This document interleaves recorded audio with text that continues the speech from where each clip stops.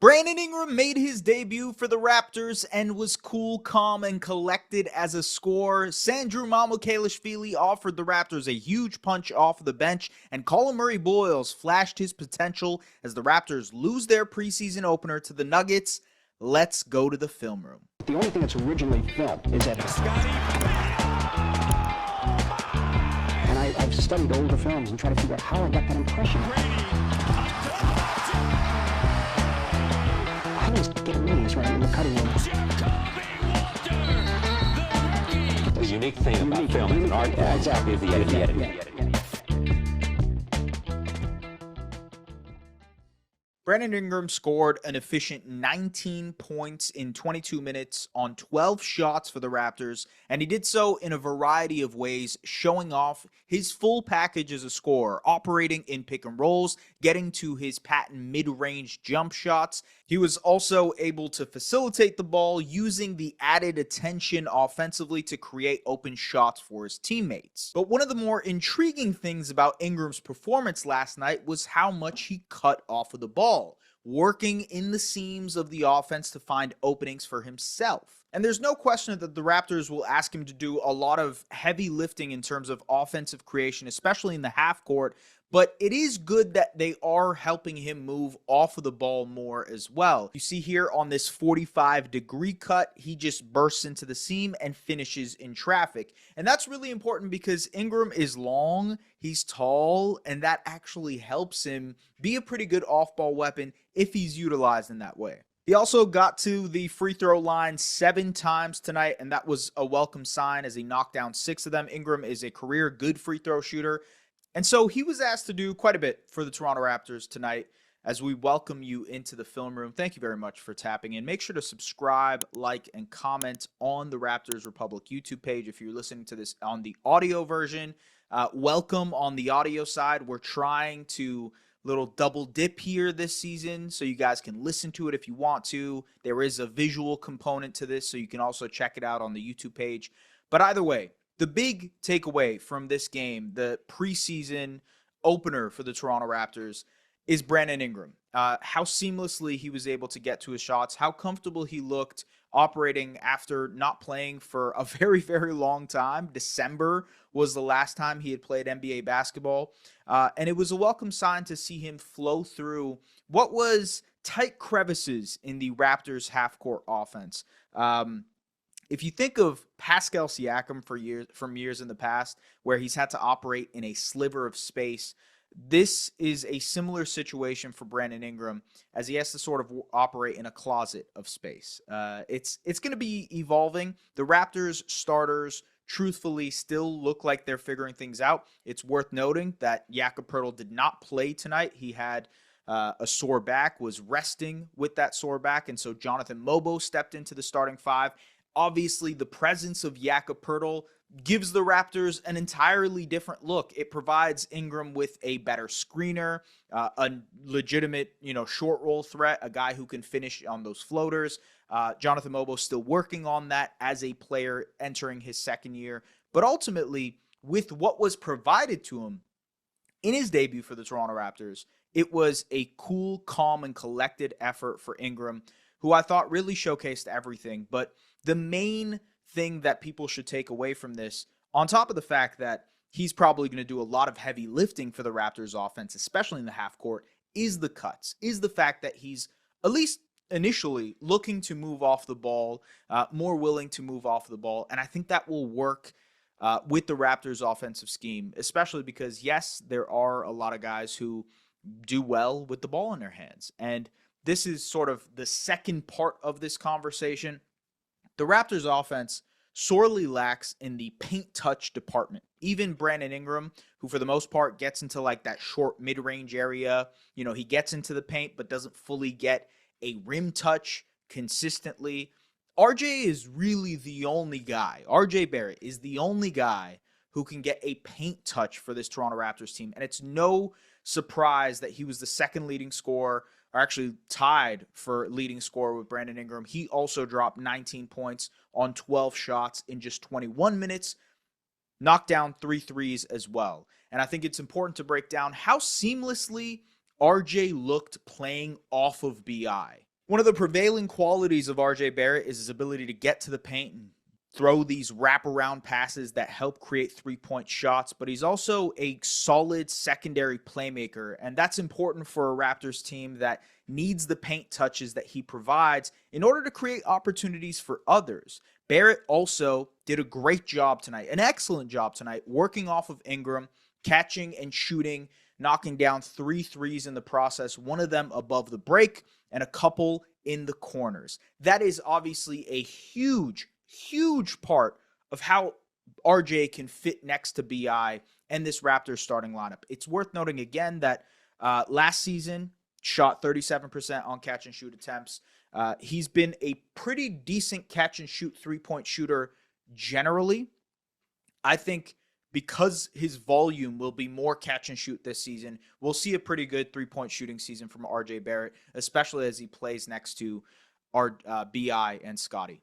But it's also worth noting that he is probably their second best creator in the half court in a pinch just because of his ability to apply pressure on the rim. And so in certain situations like this one, you can see the Raptors don't get anything going, and it's RJ who's able to get to the paint and draw a foul.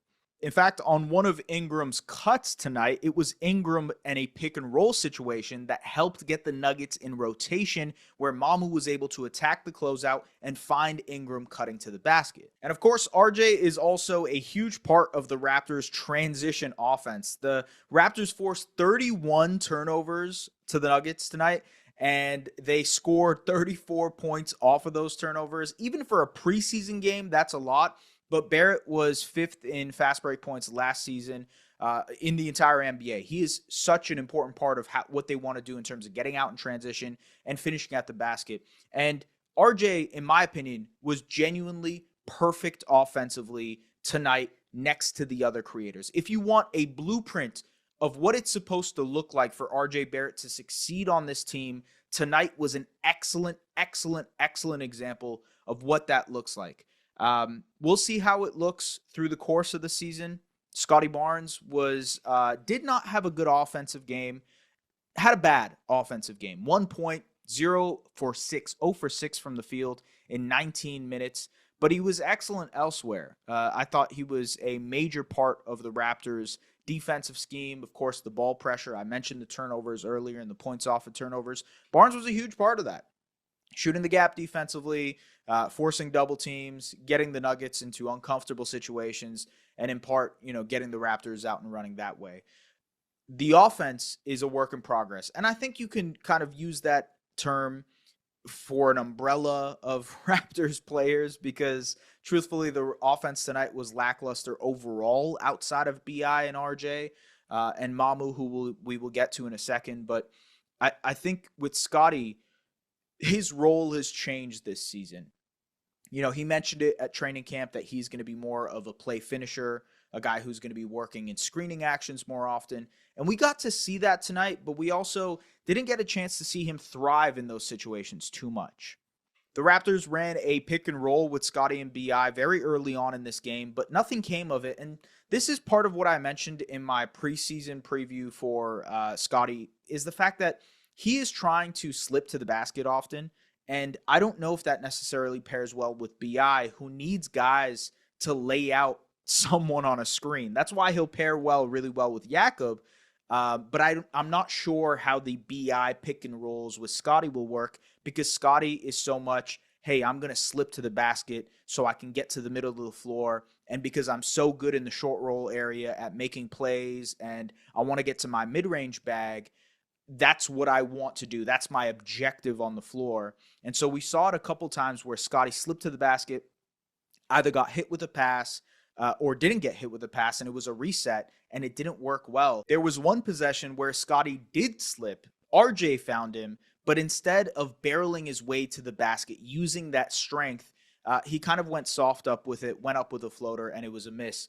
Part of that is learning how to use his physicality off of the ball. And I think it is going to take a bit of an adjusting period for Scottie to learn how to work within this new Raptors offensive system, with BI being such a major focal point. But it's an evolutionary process. And I honestly think it's going to take some time for this for Scottie particularly to find what is a successful version for himself offensively. But ultimately, it was a poor performance from Scottie. And I think we will see how that evolves. Just how good he was on the defensive end for the Raptors tonight and how monumental he was for them in terms of their defensive scheme. He was just as lackluster offensively. How to bridge that gap, how to be effective offensively. I think, again, Scottie has shown in the past that he's able to work off of the ball, be an excellent cutter, be a guy who can finish at the basket. It just requires a different level of buy-in to being a physical player. I think over the last couple of seasons, Scottie has gotten used to getting into his mid-range bag more often and, settling for jump shots and working on that aspect of his game. I asked him about this last year. He said it was experimentation. This year, they're not going to be afforded to have that level of experimentation. And so he has to find a way to efficiently score. I think BI's presence will eventually allow him to score efficiently, but how?